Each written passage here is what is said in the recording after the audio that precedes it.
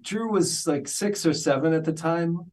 So she used to talk to E.T. a lot, and Steven would make sure that E.T. was being operated whenever Drew would talk to him. So it always looked to Drew as though E.T. was alive and moving. Je veux le garder avec moi. Hello, Henry. I'm Olivier from Paris. I work for Film Actu. Hi, Olivia. I'm really happy to be talking to you. E.T.'s been a movie that counted so much for me when I was little, and still today. Oh, well, thanks. So first question: are you never tired of people talking to you about E.T.? Well, it's been kind of the story of my life, so I'm used to it. What is your first memory of E.T.? I mean, how did you first hear about the audition? I got the audition through the first film that I did called Raggedy Man. There was a lot of talk between directors back then, and everyone knew that Steven Spielberg was looking for a kid for the lead of his new film. So I just happened to be in the right place at the right time, I think. And your audition seems to have been very emotional. The story is that Steven Spielberg cried during that audition. Is that true? Yeah, that's true. I think I moved everyone to tears, and I got the part, so I guess it went well. And he wants to stay here. He likes it here. All we want to do is talk to him. But I don't want you to take him away. Okay, kid, you got the job. Do you remember what scene you had to read? Well, the scene that they gave me to read was not actually in the film, but I did a very horrible reading of that scene, and I felt like I had lost the job. And then Steven asked me to do an improvisation. That's what you see on the actual audition tape. It's the improv at the end of the audition. I read that Drew Barrymore really believed E.T. was real. It was an alien. Yeah, well, Drew was like 6 or 7 at the time. So she, the veil of reality and fantasy hadn't quite been lifted. So she used to talk to E.T. a lot, and she would wrap a scarf around his neck when we went to lunch and things like that, because it was cold on the stage. Steven would make sure that E.T. was being operated whenever Drew would talk to him. So it always looked to Drew as though E.T. was alive and moving. She never saw him when he was just standing there like that. Is he a boy or a girl? He's a boy.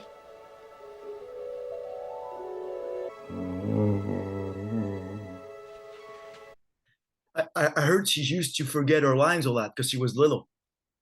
She That was little, and she couldn't read very well, so she memorized her lines by hearing them.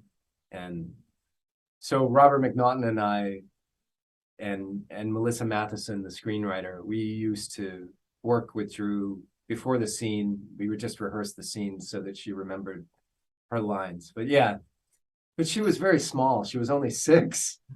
It's just a little girl. And did you ever have the Atari E.T. game? Yes, I played it. I got stuck in the hole. I couldn't get out.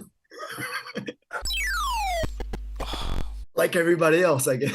Like everybody else, yeah. And then I quit playing because I couldn't get out of the hole. And then I played it again. Only from Atari. Made especially for systems from Atari. The video game that lets you help E.T. get home. Just in time for Christmas.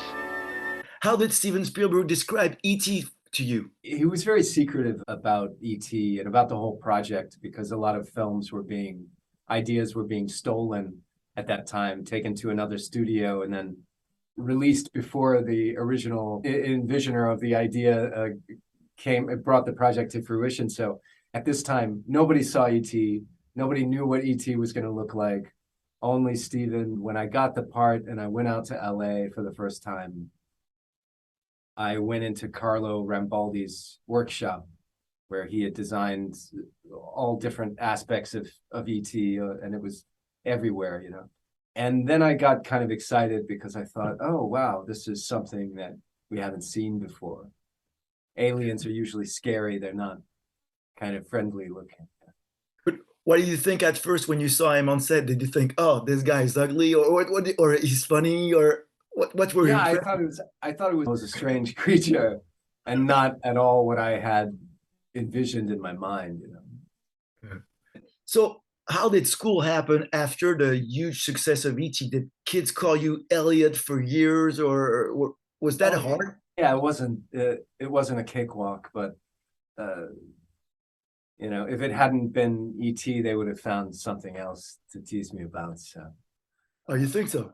Why? I know so. It's just kids, you know. They're vicious, vicious little humans. Have you ever heard about the sequel idea they had for E.T.? Yeah, I mean, there was talk over the years because it was such a success. People wanted to capitalize on that success, especially the studio. So I think they they were encouraging Spielberg to make a sequel, but ultimately it was always up to Steven and Kathy Kennedy and Melissa Matheson, and I think they didn't ever want to touch it because it was so perfect as it was. It's a classic now. Did you ever prank Steven Spielberg on set, or you were not that type of kid? Or No, no. Steven was always very serious and very, you know, very much into his work. So he wasn't a target for any pranks.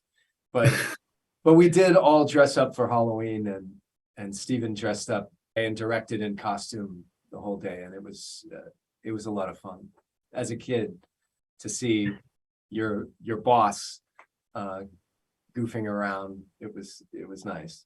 did you guys hang out a lot with Robert and while Drew was little? Because I know sets could be really boring. So when you're 10 years old, it could be even more boring, I guess. Or Yeah, but we were all in school at the time, and we were all in school together. So even if you weren't working that day, you would come to set and you would go to school for a few hours. So I saw everyone quite a bit, and we all became friends. And now it's like we're family because we've been seeing each other for the last 40 years off and on, and we're all connected with this strange phenomenon. so I guess at one point in your life, you showed E.T. to your kids. How did they react? Did they care, or I mean, they liked it, but I thought it would be a bigger reaction than because I didn't know if they knew that I was in that movie or what that movie meant. You know, they knew I was an actor and they knew that I was in films, but I don't think I had ever shown them anything of when I was a boy. So I thought it would be a big deal. So I said, guys, do you know who that guy is? Do you know who that little boy is? And they said, yeah, it's you, Dad. We know that we've seen this. We've seen pictures of this. I was disappointed because I thought I was a bigger deal than I was. Now they tease me a little, you know. My daughter, one time I forgot my wallet, and my daughter said, well, can't you just tell them you're the guy from E.T.? Like they'll just give it to you, Dad. I said, no, it doesn't work like that. But I like your train of thought. It's a good idea. well, merci beaucoup. Merci, au revoir. Bye bye, Henry. Bye. E.T. l'extraterrestre. Je suis toujours